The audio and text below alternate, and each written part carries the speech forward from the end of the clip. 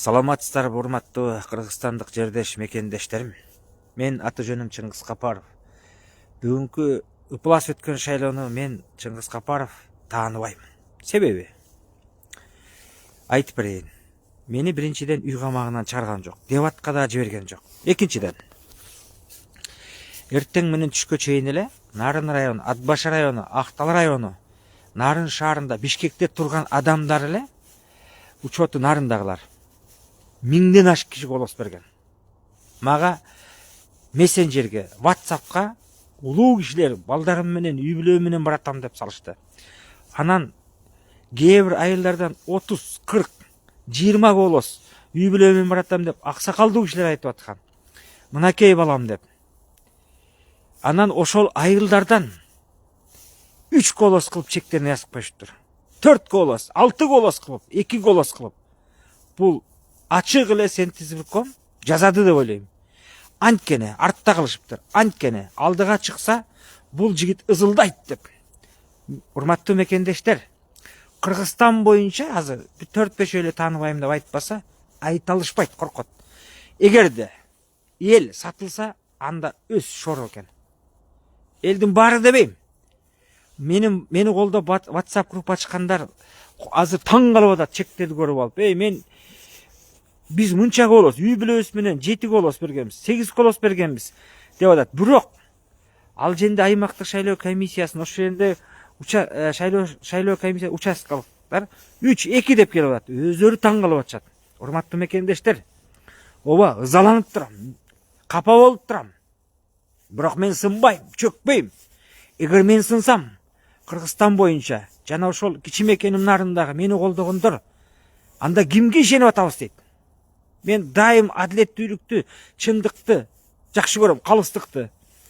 Анан бул шайлоого катышкан өзү чоң эрдик. Бирок Кыргызстан боюнча 467 кандидат болсо, аны барыңыздар билесиздер. 466сын үгүт ишине жиберип, дебатка жиберип, мени гана жиберген жок. Бирок азыр мен өзүм да шок болуп отурам. Анткени жок дегенде бир 10-20 голос алган айылдарда өздөрү мына таң калып отурушат. 3-4 голос берип койгону. Мен түшүндүм. Муну компьютер менен жасап коюшат. Ушунчалык пластик болбой эле койбойбу? Мен ойлогом бир 5000ден өйдө бир 10.000ге чейин голос ала албасам дагы 5000ден өйдө алам дегем. Анткени мурун Нарындан катышканда бир мандаттан 1000ге чукул голос алгам. Анда эч ким тааный элек болчу. Анда деле акчасы жок чыккан. Бирок азыр анда агитаторум да жок болчу. Ыктыярдуу дагы. Азыр деле агитаторум жок, бирок ыктыярдуу менде 100ге чукул агитатор болгон. Өздөрү чуркап. Бая колдоочулар. Анан 401 голос берип койгону бул шылдың. Урматтуу мекендештер, туугандар. Не дейм, айтарга сөз таппай, нерв болуп, жиним келип, баягы бугумду жазайынчы, буулугуп басайынчы, бул бийликке жакпай кеттим. Буларга такыр батпай кеттим деп азаланып көчөдө басып жүрөм. Туура. Бул күндө өтөт. Эми мени булар камап салбаса болду. Бирок мен камагдай эч жаман сөз айткан жерим жок. Мен билем, алдыга 2-3 турсам, анда ызылдайт дешти. Бул күндө өтөт. Урматтуу мекендештер, урматтуу касиеттүү кыргыз элим, мен сынбайм, чөкпөйм. Жалгыз калсам дагы чындык адилеттүүлүк менен күрөшөм. Чыңгыз деген улуу аттан ата-энем раматтылык койсо, ошол атты булгабайм. Ооба, Facebook тармагында блогерлер, Шаласабат жана Ботекс дейсиңерби, көрүнгөн байларды колдоп жүрдү, көрүнгөн акчалууларды колдоп жүрдү. Бирок мен күрөө 300 000 сом төлөдүм. Ооба, жарымы элден чогулду, жарымын карыз калган. Андан сырткары 11,5 мың сом кеситке бердик, алдындагы мамлекеттикине. Андан сырткары мен тыйын кетирген жерим жок. Кеп акчада эмес, кеп калыстыкта, адилеттүүлүктө. Анан эң негизгиси Сентизбирком компьютерден кадимкидей эле жасап койду окшойт. Анткени таң калып отурат элдер өздөрү чектерди жиберип алып. Урматтуу мекендештер, мынчалык адилетсиздик болбойт да.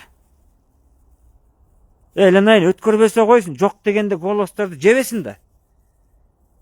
Мындай болбойт. Бул билбейм, эгерде чында байларды акчага сатылып шайласаңар, анда шоруңар экен да, бара келди дейм да, эмне дейм мен башка. Мен Сүйінем, мені колдогон Кыргызстандагы 7 областтагы адилеттүүлүк, чындыкты сүйгөн адамдар. Мен жалгыз эмес экен. Мына улуу аталары таптык, апалары таптык, жерлерден WhatsApp'тан, телефон менен чалып атышат. Ош, Жалал Абад, Баткен, Нарын, Көл, Талас бүт чалып атат. Мен ошондой аталарды, апаларды тапканыма сүйүнөм. Мен агаларды, эжелерди тапканыма сүйүнөм. Мен ини карындаштарды тапканыма сүйүнөм.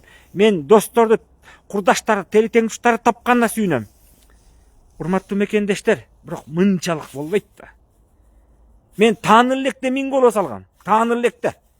Азыр ушул социалдык тармакта мени жибербей койгон 50 000ден ашык киши көрүп отурган вокзалдагымды.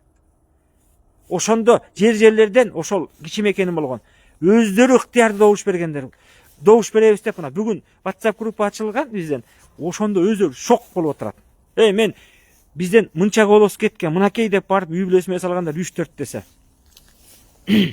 Мен кыскасы азыркы шайлоону тааныбайм. Мынчалык ыплас болгон эмес. Жок дегенде бир компьютерден жебесе болмок да. Анысы деле кызышты. Мейли эми эмне дейбиз? Өлкөбүз өссүн, өнүксүн, деги аман болсунчулар. Ооба мен сынбайм. Анткени дагы айтпан, мен лидер болом деген жигиттердин биримин. Ана мага ишенип колдоп аткан эл, мен сынсам, алар кандай өлөт? Ишенгеним сен болсоң эмне дейт да. Ошондуктан силер чөкпөңүздөр. Сынбаңыздар. Ызаланып нерв болуп турам. Айла жок, азыркы шайлоонун болгон шайлоонун айылдык кеңештик, шаардык кеңештин деңгээлинде өттү. Кандайча? Мурункудай күчтүү атаандаштык дебаттар болгон жок. Аны баарыңыздар билип отуруңуздар. Жөн эле сүрөткө түшүп барып атышты. Бирок акчага сатылды агитаторлор. Бул уят. 1000 агитатор жалдап алып чуркагандар болду. Туура 1000 эмес, 500 деп коелу. Ошол көчө жамандап аткандар бүгүн чыгып колдошту кебири. Эртең ошолор сатылгандар буларды жамандайт. Мен сынбайм. Эгерде Кудайым бир соттон акталсам, жашап кетем сыртка чыгып дагы башка мамлекетке.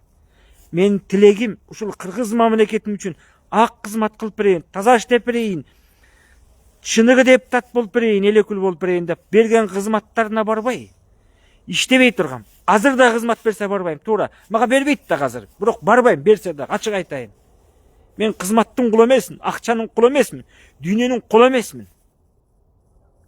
Бүгүнкү болгон нерсеге саясий укуктук бааны келечектеги тарых гана берет. Лампочканын маңдайына турсаңар дейт, көрүнбөй атпай караңгы болуп. Мындай турайынчы. Урматтуу мекендештерим, кыскасы өтө катуу ызаланып атам. Жараткан Аллах баарыбызга иман, адеп, ахлак, теңсоолук берсин. Бүгүн жооп бербесе, акыры жооп берет. Бүгүн адилетсиздикти кылса, акыры чыгат. Сөз жок айтарга. Кыскасы шайлоо өттү. Ооба мен митингге да чыкпайм, башкасын да кылбайм. Бирок мыйзамдуу күрөшүп, мыйзамдуу барайын дегем. Эгер чында бел сатылса, анда сөз жок. Бирок компьютерден ушунча жебеш керек эле да, акыры. Рахмат мени колдогонуңар үчүн. Мен чындыкты адилеттүүлүктү сүйгөн Кыргызстандагы элим. Мен жалгыз эмес экенмин. Чөкпөңүздөр, сынбаңыздар. Ооба нерв болуп, жиним келип, ары бери басып жүрөм, бирок жана айтпан, мен сынсам мага ишенген адамдар кайда барат? Ооба активисттер бар, чала активист, чала блогер, чала жана кыздар. Ошолор менен Кыргызстандын тагдырын чечип, байлар ошка иштеп атты. Алардын баарын мен Грузиядан чыгаргам. Андай достукта мен кереги жок, муктаж да эмесмин деп. Алар өздөрү бара албайт. Азыр шылдыңдап кээ бирөөнү жазып атат. Алар барып турган маңкурттар ошолор. Ботексиңер жанагы байларды мактаган эркеги да, жигити да таза маңкурттар ошолор. Ичи тар, көрө албас. Эчтеке өздөрү шайлоого бара албайт. Анын ичинде улуусу да бар, кичүүсү да бар, аялы да, эркеги да бар. Эгерде ушул шайлоодо чында бел сатылса, анда бизге убал жок. Бирок мен компьютерден жасаганын билип турам. Мынчалык бастыкка артка чек койбойт эле да. Өтүп кеткендерге эми тазаларга ийгилик гана каалайм. чындап ел үчүн таза мамлекет үчүн иштеп бергиле. Жөн эле бизнесиңерди коргош үчүн барбагыла. Жогорку кеңештин аброюн көтөрүңүздөр. Себеби жогорку кеңеш бул президент шайлабайт силерди. Аткаруу бийлиги шайлабайт. Эл мандат берет. Ал жерде мыйзам жазып жана сүйлөш керек. Тура андан сырткары тең салмактуулукту, балансты кармаш керек. Бийликтин 3 бутагы болгон бирөөсү жогорку кеңеш. Ошол жогорку кеңеш балансты кармай турат. Адамдардын укугун тебелетпегиле. Билбейм, эл өзү чечиш керек. Мен ыраазымын элиме, мени колдогон. Мен өкүнбөйм. Ушул шайлоого катышкан чоң эрдик экенин билем. Тем более мен үй камагында жатып, мени колдогон, социалдык сетте колдогон аталар, апалар, эжелер, агалар, инилер, карындаштар, мен менен тең туштар, баарыңарга ыраазымын. Кээде баягы жазган комментарияларыңызга, постторго ыраазычылык билдире албай алсам капа болбоңуздар. Көрүп билип отурдум. Бөлүшкөнгө да болбойт экен. Мен ыраазымын 1000 мерте. Митинг пикетке чыкпайм. Болгону нааразычылыгымды социалдык сет аркылуу айтып коеюн дедим. Бул компьютерден жазап коюшту. Эгерде мен 2-3 орун койгондо, анда мен ызылдап чыгат деп коркушту. Шылдыңдайын деди. Артка коюп мени шылдың кылайын деди. Мен шылдың болбойм. Кудай карап турат барын. Ким шылдың болуп атканын. Рахмат, аман болуңуздар. Мамлекетибиз өнүгө өссүн. Карапайым элдин балдары бийликке келсин. Таза адамдар иштесин. Коррупция болбосун. Бандиттер болбосун. Мурунду ушинтип айтып келаткам. Деле мамлекет үчүн иштесеңиздер, мынакей.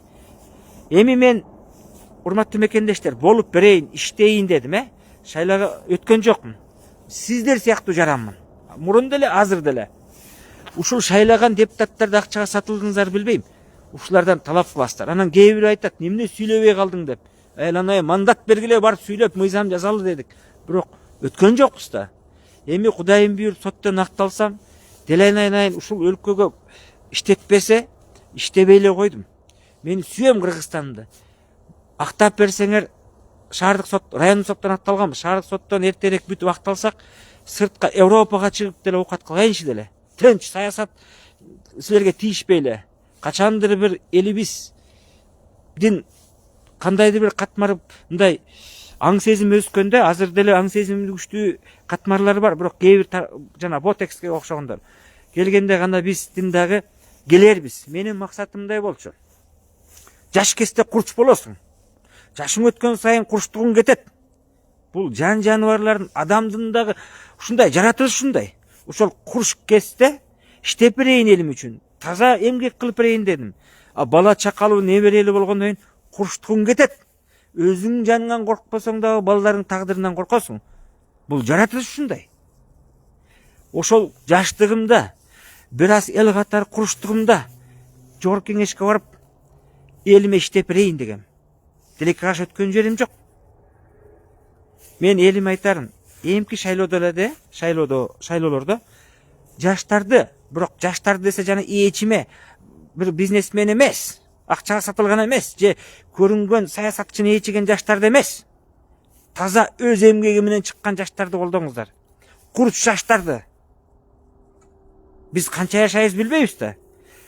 Анткени ошолор гана жогорку кеңешке келгенге татыктуу. Себеби жогорку кеңеште кнопка баса тургандар эмес, сүйлөй турган адамдар керек. Ал өзү сүйлөө органы.